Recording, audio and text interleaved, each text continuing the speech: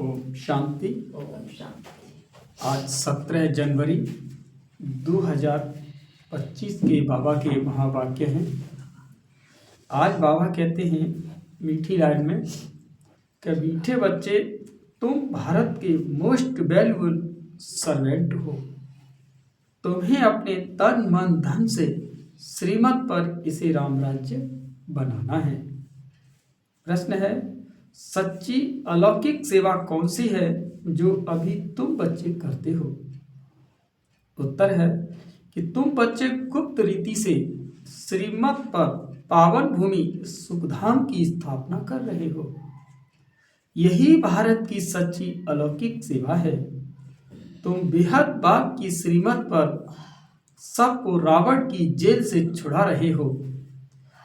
इसके लिए तुम पावन बनकर दूसरों को पावन बनाते हो। गीत है, नयनहीन को राह दिखाओ प्रभु। ओम शांति। हे प्रभु ईश्वर परमात्मा कहने और पिता अक्षर कहने में कितना फर्क है। हे ईश्वर हे प्रभु कहने से कितना रिगार्ड रहता है, और फिर उनको पिता कहते हैं तो पिता अक्षर बहुत साधारण है। पिताएं तो ढेर के ढेर हैं। प्रार्थना में भी कहते कि हे प्रभु हे ईश्वर। बाबा क्यों नहीं कहते? है तो परम पिता ना, परंतु बाबा अक्षर जैसे दब जाता है, परमात्मा अक्षर ऊंचा हो जाता है। बुलाते हे प्रभु नयनहीन को राह बताओ। आत्माएं कहती हैं बाबा हमको मुक्ति जीवन मुक्ति की राह बताओ। प्रभु अक्षर कितना बड़ा है, पिता अक्षर हल्का है।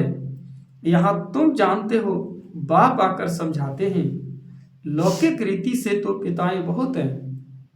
बुलाते भी है कि तुम मात पिता हम बालक तेरे। कितना साधारण अक्षर है। ईश्वर व प्रभु कहने से समझते हैं कि वो क्या नहीं कर सकते। अभी तुम बच्चे जानते हो बाप आया हुआ है। बाप रास्ता बहुत ही ऊंच सहज बतलाते हैं। बाप कहते हैं मेरे बच्चे, तुम रावण की मत पर काम चिता पर चढ़ भस्मीभूत हो गए हो। अब मैं तुमको पावन बनाकर घर ले जाने आया हूँ। बाप को बुलाते भी इसीलिए हैं कि आकर पतित से पावन बनाओ। बाप कहते हैं मैं आया हूँ तुम्हारी सेवा में। तुम बच्चे भी सब भारत की अलौकिक सेवा में हो, जो सर्विस तुम्हारे सिवाय और कोई कर नहीं सकते।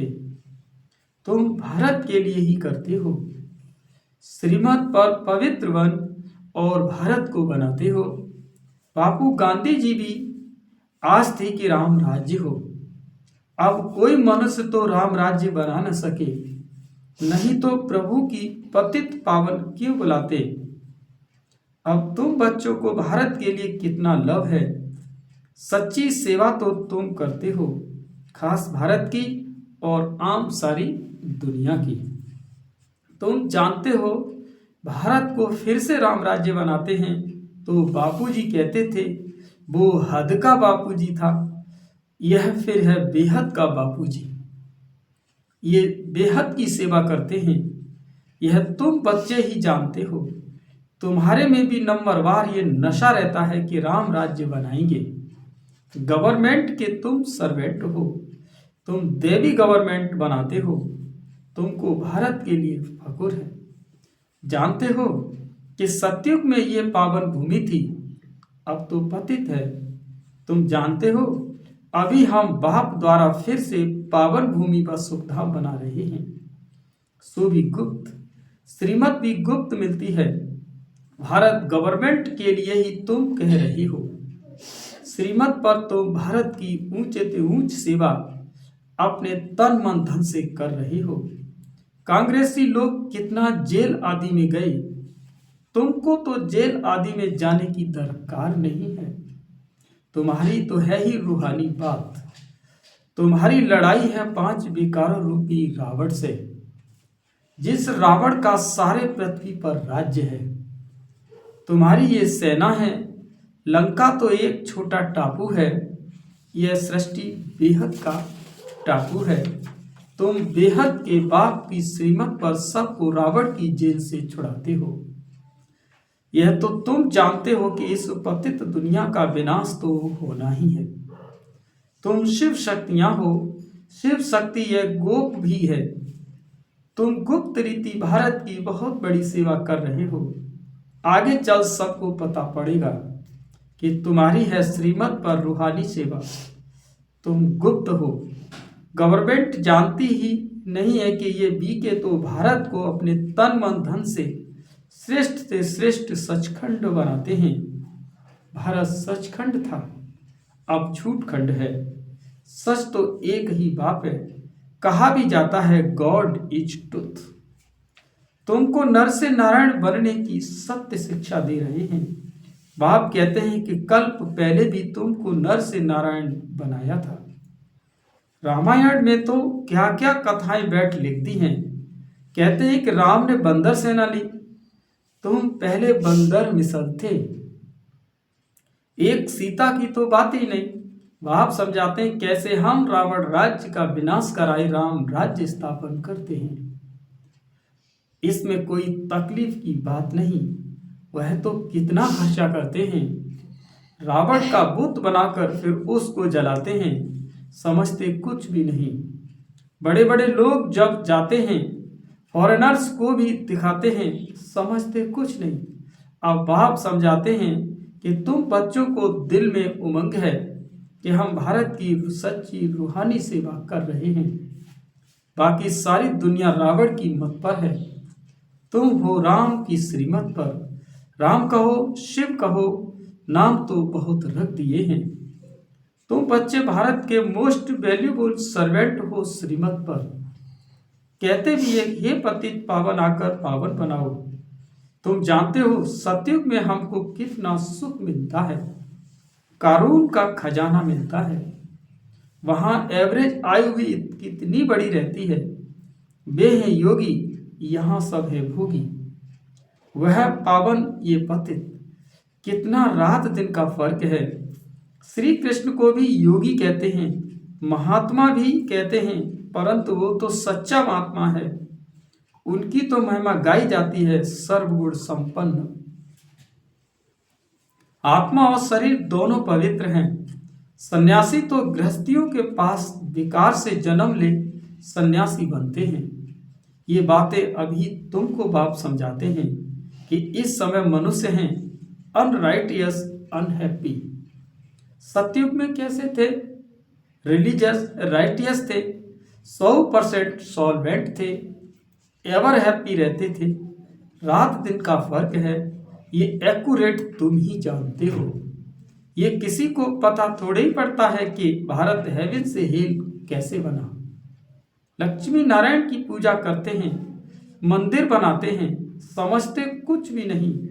बाप समझाते रहते हैं कि अच्छे अच्छे पोजीशन वाले जो हैं, बिरला को भी समझा सकते हो। इन लक्ष्मी नारायण ने ये पद कैसे पाया, क्या किया जो इन्हों के मंदिर बनाए हैं। बिगर एक्यूपेशन जाने पूजा करना भी तो पत्थर पूजा अथवा गुड़ियों की पूजा हो गई। और धर्म वाले तो जानते हैं कि क्राइस्ट फलाने समय पर आया और फिर आएगा। तो तुम बच्चों को कितना रूहानी गुप्त फकुर होना चाहिए, रूह को खुशी होनी चाहिए। आधा कल्प देह अभिमानी बने हो, अब बाप कहते हैं अशरीरी बनो। अपने को आत्मा समझो कि हमारी आत्मा बाप से सुन रही है। और सत्संगों में ऐसा कभी नहीं समझेंगे। ये रूहानी बाप रूहों को बैठ समझाते हैं। रूह ही सब कुछ सुनती है ना। आत्मा कहती है कि मैं प्राइम मिनिस्टर हूँ, फलाना हूँ। आत्मा ने इस शरीर द्वारा कहा कि मैं प्राइम मिनिस्टर हूँ। अभी तुम कहते हो कि हम आत्मा पुरुषार्थ कर स्वर्ग का देवी देवता बन रही हूँ। अहम आत्मा मम शरीर है। देही अभिमानी बनने में बड़ी मेहनत लगती है। घड़ी घड़ी अपने को आत्मा समझ बाप को याद करते रहो तो विकर्म विनाश हो जाए। तुम मोस्ट ओबीडियंट सर्वेंट हो, कर्तव्य करते हो गुप्त ऋषि से, तो तुम्हें नशा भी गुप्त चाहिए। हम गवर्नमेंट के रूहानी सर्वेंट हैं, भारत को स्वर्ग बनाते हैं। बापूजी भी चाहता था कि नई दुनिया में नया भारत हो, नई दिल्ली हो। अभी नई दुनिया तो है नहीं, यह पुरानी दिल्ली कब्रिस्तान बनती है, फिर परिस्तान बनना है। अभी इनको परिस्तान थोड़े ही कहेंगे। नई दुनिया में परिस्तान, नई दिल्ली तुम बना रहे हो। ये बड़ी समझने की बातें हैं। यह बातें भूलनी नहीं चाहिए। भारत को फिर से सुखधाम बनाना कितनी ऊंच कार्य है। ड्रामा प्लान अनुसार सृष्टि पुरानी होनी ही है। दुख धाम है ना, दुख हरता सुख करता एक बाप को ही कहा जाता है। तुम जानते हो 5000 वर्ष बाद आकर दुखी भारत को सुखी बनाते हैं। सुख भी देते हैं, शांति भी देते हैं। मनुष्य कहते भी हैं मन की शांति कैसे मिले।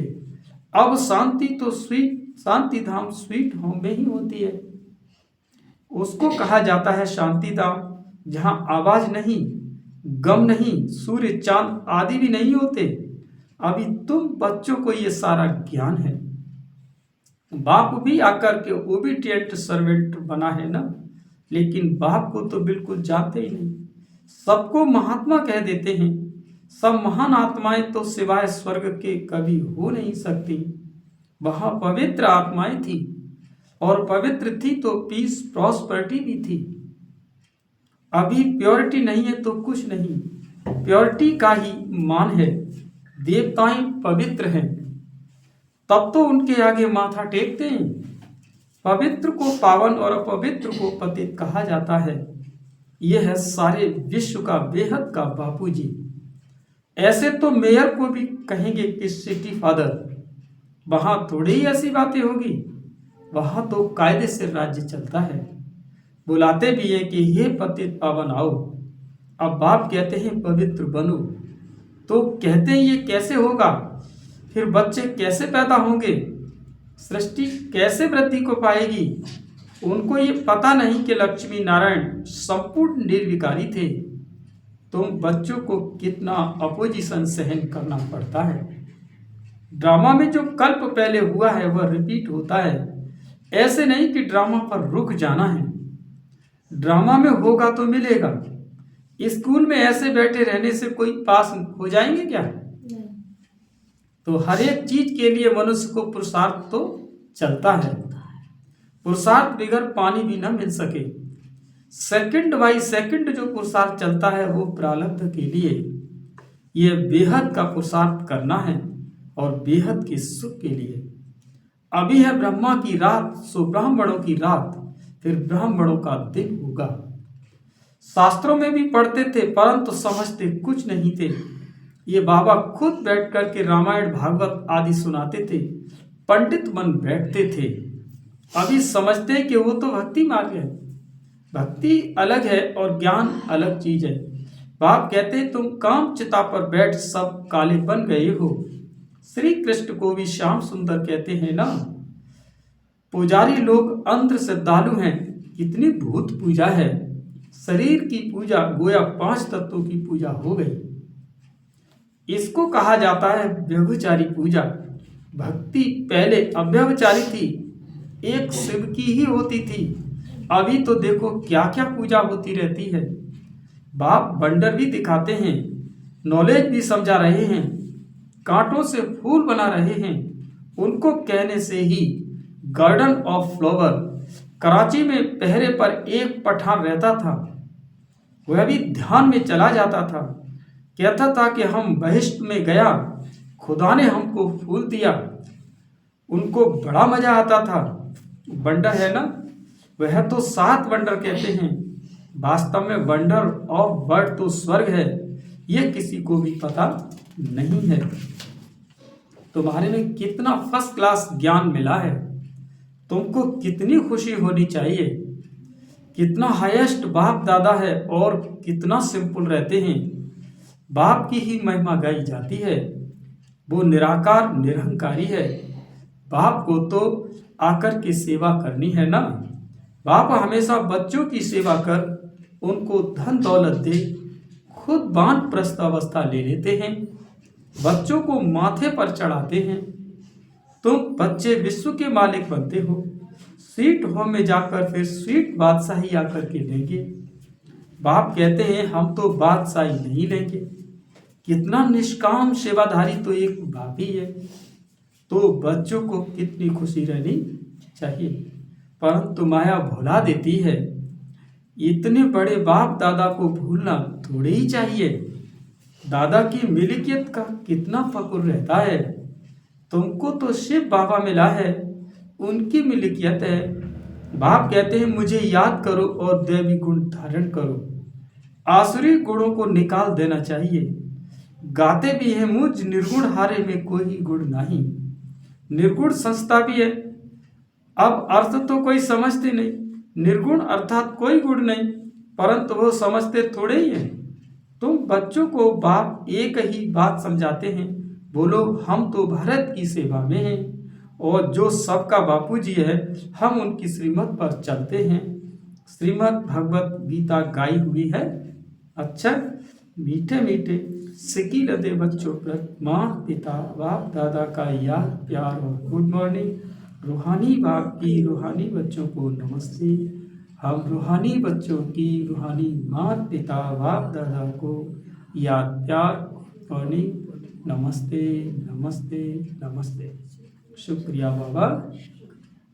अब सुनते ही धारणा के लिए मुख्य पहला पॉइंट, जैसे हाईएस्ट बाप दादा सिंपल रहते हैं, ऐसे बहुत बहुत सिंपल निराकारी और निरहंकारी बनकर के रहना है। बाप द्वारा जो फर्स्ट क्लास ज्ञान मिला है उसका चिंतन करना है। दूसरा, ड्रामा जो हूब रिपीट हो रहा है उसमें बेहद का पुरुषार्थ कर बेहद सुख की प्राप्ति करनी है। कभी ड्रामा कहकर रुक नहीं जाना। प्रारब्ध के लिए पुरुषार्थ जरूर करना है। आज का वरदान है, अव्यक्त स्वरूप की साधना द्वारा पावरफुल वायुमंडल बनाने वाले अव्यक्त फरिश्ता भव। यानी अव्यक्त स्वरूप की साधना द्वारा पावरफुल वायुमंडल बनाने वाले अव्यक्त फरिश्ता भव। वायुमंडल को पावरफुल बनाने का साधन है कि अपने अव्यक्त स्वरूप की साधना, इसका बार बार अटेंशन रहे, क्योंकि जिस बात की साधना की जाती है उसी बात का ध्यान रहता है। तो अव्यक्त स्वरूप की साधना अर्थात बार बार अटेंशन की तपस्या चाहिए। इसीलिए अव्यक्त फरिश्ता भव के वरदान को स्मृति में रख शक्तिशाली वायुमंडल बनाने की तपस्या करो, तो आपके सामने जो भी आएगा वह व्यक्त और व्यर्थ बातों से परे हो जाएगा। स्लोगन, सर्वशक्तिमान बाप को प्रत्यक्ष करने के लिए एकाग्रता की शक्ति को बढ़ाओ। सर्वशक्तिमान बाप को प्रत्यक्ष करने के लिए एकाग्रता की शक्ति को बढ़ाओ। आज अपनी मनसा शक्तिशाली सकाश देने की सेवा है। जैसे अपने स्थूल कार्य के प्रोग्राम को दिनचर्या प्रमाण सेट करते हो, ऐसे अपनी मनसा समर्थ स्थिति का प्रोग्राम सेट करो। जितना अपने मन को समर्थ संकल्पों में बिजी रखेंगे तो मन को अपसेट होने का समय नहीं मिलेगा। मन सदा सेट अर्थात एकाग्र है तो स्वतः अच्छे वाइब्रेशंस फैलते हैं और सेवा होती है। अच्छा, शांति। ये थे बाबा की आज महावाक्य।